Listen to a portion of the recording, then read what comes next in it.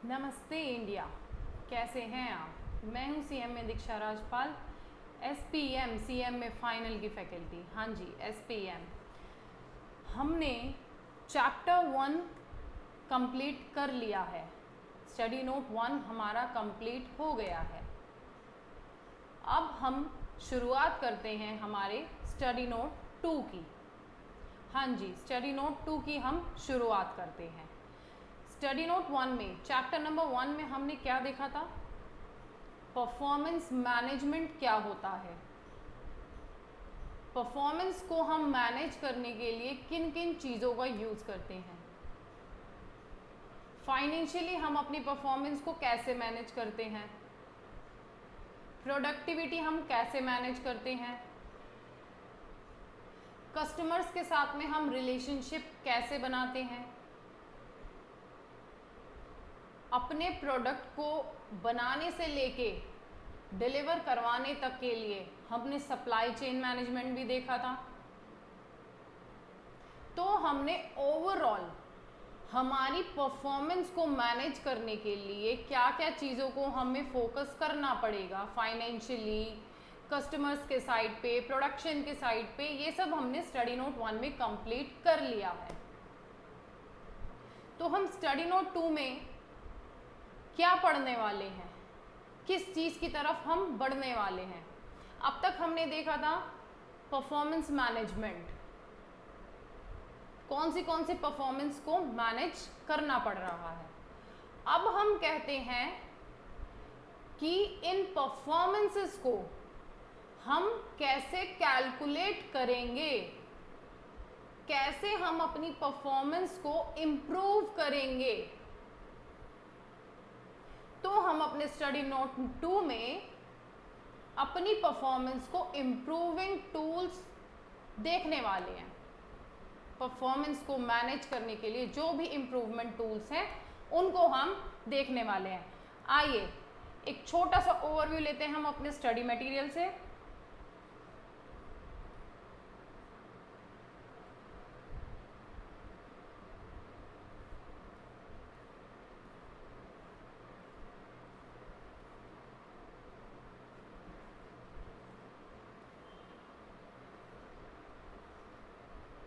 Study note 1, हाँ जी, हमने study note 1 देखा था, जिसके अंदर हमने परफॉर्मेंस मैनेजमेंट का कंसेप्ट देख लिया था, प्रोडक्टिविटी देख लिया था क्या है, फाइनेंशियल परफॉर्मेंस को हम कैसे एनालाइज कर रहे हैं वो भी हमने देख लिया था, सप्लाई चेन कहाँ से हम प्रोडक्ट को ले रहे हैं, अपने रॉ मटेरियल को ले रहे हैं और डिलीवर करवा रहे हैं, ये भी हमने देख लिया था, कस्टमर्स के साथ हम रिलेशनशिप को कैसे मैनेज करेंगे वो भी हम देख चुके हैं। चलिए आइए अब हम बढ़ते हैं स्टडी नोट 2 की तरफ।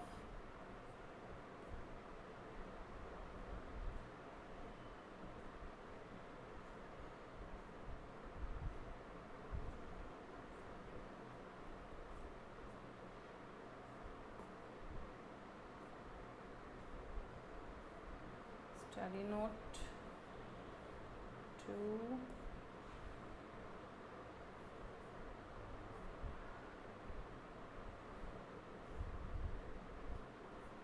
there is our study note 2।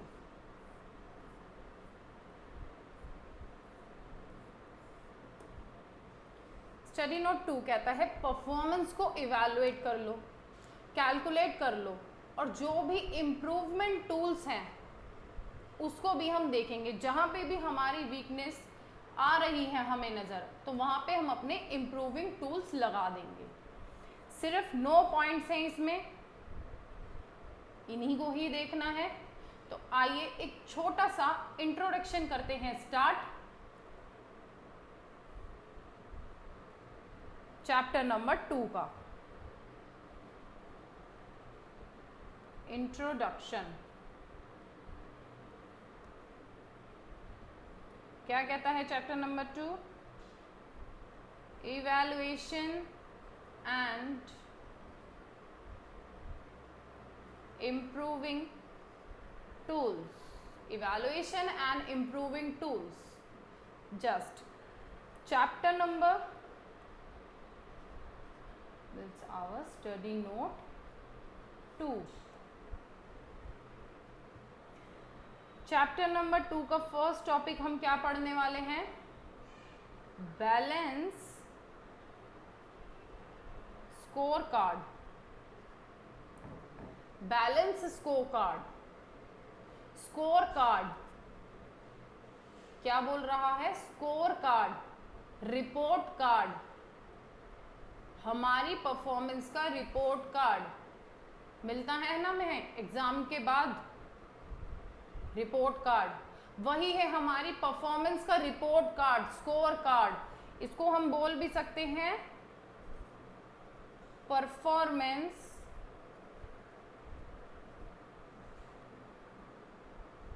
Measurement tool. Performance को मेजर कर रहे हैं। जब आप एग्जाम देने जाते हैं, मार्क्स आते हैं, तो आपकी परफॉर्मेंस को मेजर करके ही एग्जामिनर आपको मार्क्स देता है। यहां भी वही होने वाला है बैलेंस स्कोर कार्ड में। हम अपनी परफॉर्मेंस को मेजर कर लेंगे, चाहे वो फाइनेंशियली हो चाहे वो नॉन फाइनेंशियली हो, और उसको शो कर देंगे। Balance score card. Topic number 2 हम क्या पढ़ने वाले हैं? Balance score card, DuPont analysis. Topic number 2 is DuPont analysis. ये DuPont एनालिसिस क्या होता है? रिटर्न ऑन इक्विटी सुना है? Return on equity, ROE। ये DuPont एनालिसिस उस ROE को डिकम्पोज कर देता है। डिकम्पोज मतलब उसको ये बता देता है जो भी हमें रिटर्न मिल रही है वो ऐसी कौन सी फाइनेंशियल एक्टिविटी है जो उसमें ज्यादा कंट्रीब्यूट कर रही है। इसमें हम क्या करने वाले हैं? डिकम्पोज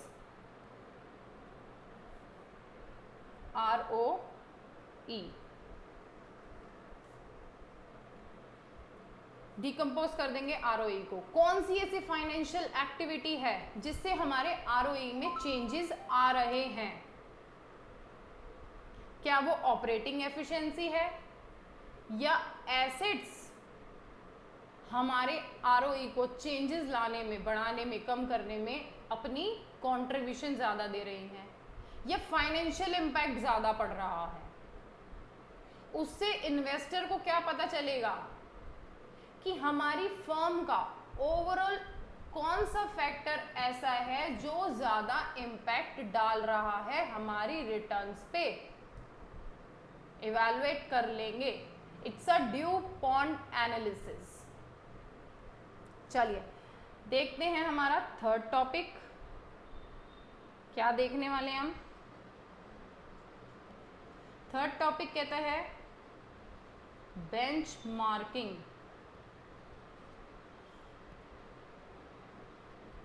बेंचमार्किंग, बेंचमार्किंग से मुझे सीधा सीधा याद आता है हमारे स्कूल डेज, जब क्लास के अंदर 30-35 स्टूडेंट्स बैठा करते थे और कोई एक बच्चा ऐसा होता था जो ज़्यादा ही इंटेलिजेंट होता था। जब हमारे मार्क्स आया करते थे तो हम सबसे पहले उससे अपने आप को कंपेयर करके देखा करते थे। अगर वो फर्स्ट पोजीशन पे आया, अगर उसके 95% मार्क्स आए हैं तो उससे कितने कम हमारे हैं, हम हमेशा उसके साथ अपना कंपैरिजन करना पसंद कर रहे थे। तो बेंचमार्किंग में भी यही होने वाला है। हम क्या करेंगे, हमारे कॉम्पिटिटर्स जो इंडस्ट्री में सबसे ज़्यादा बेस्ट प्रैक्टिस दे रहे हैं, सबसे ज़्यादा अच्छा काम कर रहे हैं, उनके साथ में अपने आप को कंपेयर कर लेंगे और अपने टारगेट्स को उनके अकॉर्डिंग सेट कर देंगे और उन टारगेट्स को अचीव करने की रेस में जुड़ जाएंगे। बेंचमार्किंग में क्या कर रहे हैं हम लोग, एक्सटर्नल इंफॉर्मेशन को ले रहे हैं और उससे क्या कर रहे हैं, external information and using them for setting targets, अपने टारगेट्स को सेट कर लेते हैं। इट्स अ बेंचमार्किंग, कोई बहुत घुमाने वाली डेफिनेशन नहीं है, नॉर्मल है। आप अपने क्लास का एग्जाम्पल रखिए, अच्छा भी लगेगा, स्कूल डेज भी याद आएंगे और बेंचमार्किंग भी खत्म हो जाएगा। फोर्थ टॉपिक क्या देखने वाले हैं हम, कहता है स्टैटिस्टिकल क्वालिटी कंट्रोल, यानी कि SQC, statistical quality control. Quality control अपने प्रोडक्ट की क्वालिटी को मेंटेन कर लेना, इवैल्यूएट करना एंड आफ्टर दैट मेंटेन कर लेना। It's a statistical quality control, SQC। Maintaining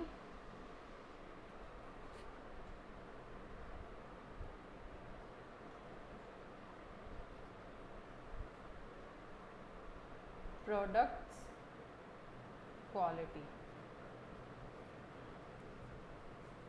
क्या ऑब्जेक्टिव है इसका, हमारे प्रोडक्ट की क्वालिटी को मेंटेन करते हुए चलते चलना।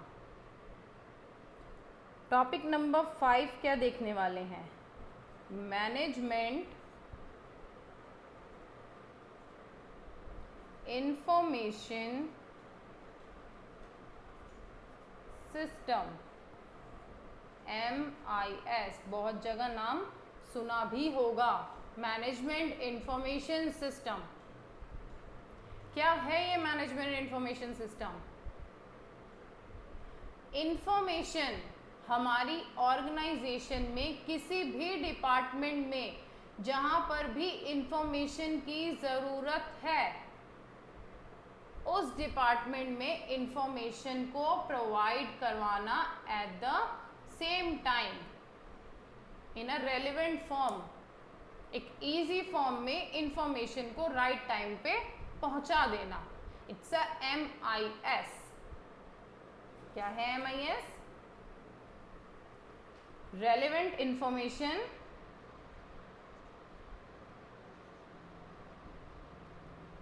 In right time and in a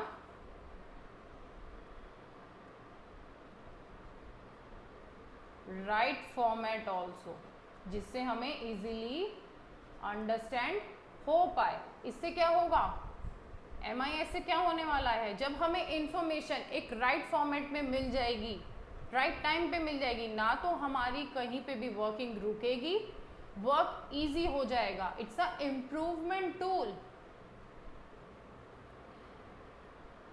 6th topic क्या देखने वाले हैं हम MIS के बाद, ऑनलाइन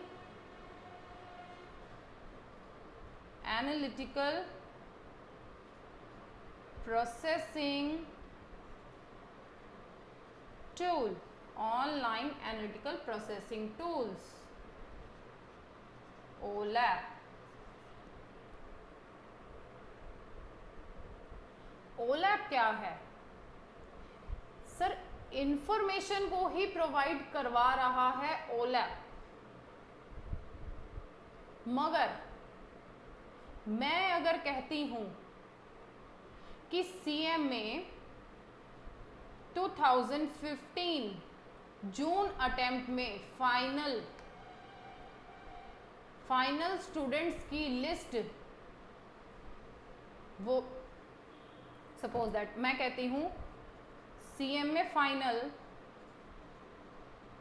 जून 2015 ग्रुप 4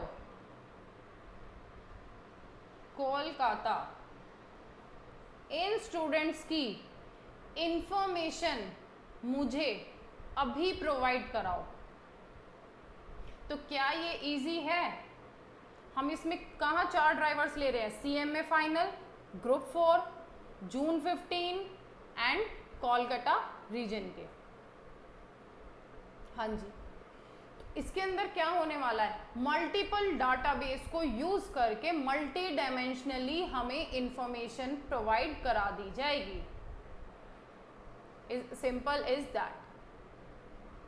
क्या करने वाले हैं हम? Using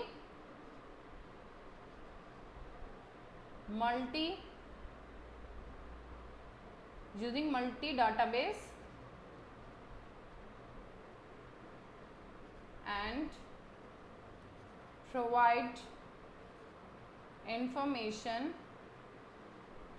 multidimensionally। मतलब मल्टी डायमेंशनल, हर तरफ की इंफॉर्मेशन हमें कलेक्ट करके एक जगह पे प्रोवाइड करा दो। ओलैप। 7th टॉपिक क्या कहता है? 7th टॉपिक में हम पढ़ने वाले हैं MRP, MRP2 and ERP, enterprise resource planning. ये MRP क्या है? MRP है material requirement planning. Material requirement, inventory में इतना स्टॉक रहे कि हमारी प्रोडक्शन में कहीं पे भी इम्पैक्ट ना हो, शॉर्टेज ना हो। MRP एक सॉफ्टवेयर है, किसको मैनेज करेगा? हमारी इन्वेंट्री को। MRP2 क्या कहता है? मैन्युफैक्चरिंग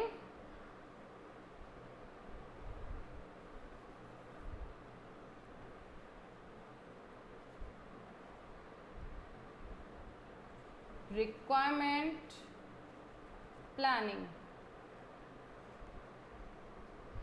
सर मैन्युफैक्चरिंग में जितने भी रिसोर्सेज यूज होने वाले हैं, manufacturing resource planning, it's not requirement, it's resources.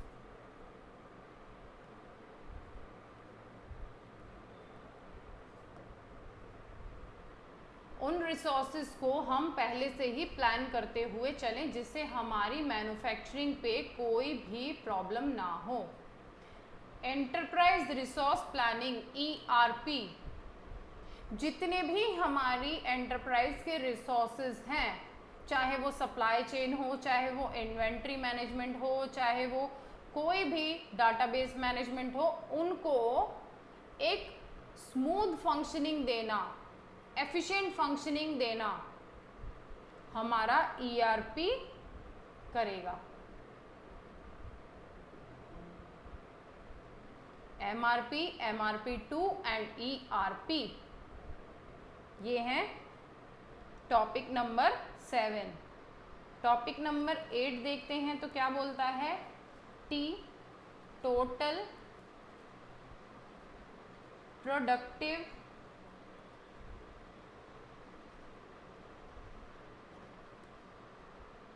Total productive management, TPM। Total productive management क्या बोलना चाह रहा है? टोटल प्रोडक्टिव मैनेजमेंट बोल रहा है कि प्रोडक्शन में यूज होने वाली मशीनरीज को, किसी भी इक्विपमेंट को प्रॉपरली मेंटेन करना, जिससे हमारी प्रोडक्शन पे इफेक्ट ना आए, हमारी वर्किंग ना रुके, या फिर हमारे एम्प्लॉयज के लिए डेंजर ना हो, कोई भी एक्सीडेंट ना हो। उसके लिए हमें प्रॉपर मेंटेनेंस बना के रखनी है। किसकी? हमारी मशीनरीज की, हमारे इक्विपमेंट्स की। वो पढ़ेंगे हम TPM में, टोटल प्रोडक्टिव मैनेजमेंट में। Last topic is total quality management, TQM।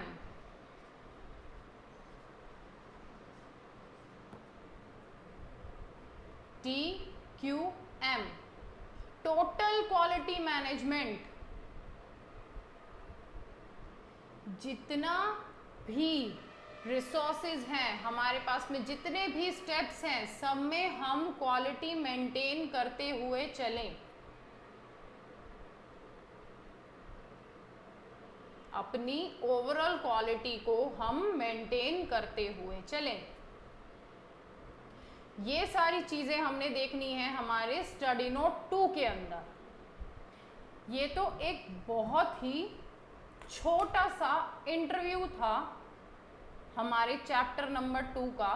एक छोटा सा ऐसा इंट्रोडक्शन था कि आपको चैप्टर नंबर 2 से रूबरू कराया जाए कि हम पढ़ने क्या वाले हैं, क्यों पढ़ने वाले हैं। जो परफॉर्मेंस हमने पहले इवेलुएट कर ली थी अपनी, हमने अपनी परफॉर्मेंस को देख लिया था कि हम कहाँ कहाँ पे अपनी मैनेजमेंट कर रहे हैं, उसको हम अब कैसे इवेलुएट करने वाले हैं, किन किन टूल्स से इवेलुएट करने वाले हैं, किन किन टूल्स से हम अपनी परफॉर्मेंस को इम्प्रूव करने वाले हैं। ये है हमारा स्टडी नोट 2। स्टडी नोट 1 हमारा कंप्लीट हो चुका है। अगर आप चाहते हैं वीडियोस को देखना तो कमेंट करके बताइए, चैप्टर नंबर 1 आपको अवेलेबल कराया जाएगा। हाँ जी, अगर आपको वीडियोस पसंद आ रही हैं तो प्लीज़ लाइक कर देना, शेयर कर देना, और अगर हमारे चैनल पे नए हैं तो सब्सक्राइब कर लेना, क्योंकि इसी तरीके की इंफॉर्मेटिव वीडियोस आपको मिलती रहेंगी। और SPM को तो हम ऐसे पढ़ने वाले हैं जैसे कभी हमने और किसी से पढ़ा ही नहीं, क्योंकि सबसे मेन मोटो है नोट्स बना लेना। थ्योरी को इस तरीके से अपने हाथों से लिखते हुए पढ़ते चलना जो हमारे लिए इजी अंडरस्टैंडेबल हो। That's it. इस वीडियो को करते हैं यहीं पे एंड। मिलेंगे हमारी नेक्स्ट वीडियो में स्टडी नोट 2 का फर्स्ट टॉपिक लेके, जो है बैलेंस स्कोर कार्ड। उसको पढ़ेंगे बहुत ही डीपली, एक एक पॉइंट को पढ़ेंगे, एक एक टर्म को डिस्क्राइब करते हुए चलेंगे, कहीं पे भी कोई भी पॉइंट ना छूटे। और अब करते हैं एंड। सो नमस्ते, प्रणाम, आदाब, सत श्री अकाल, good bye all of you.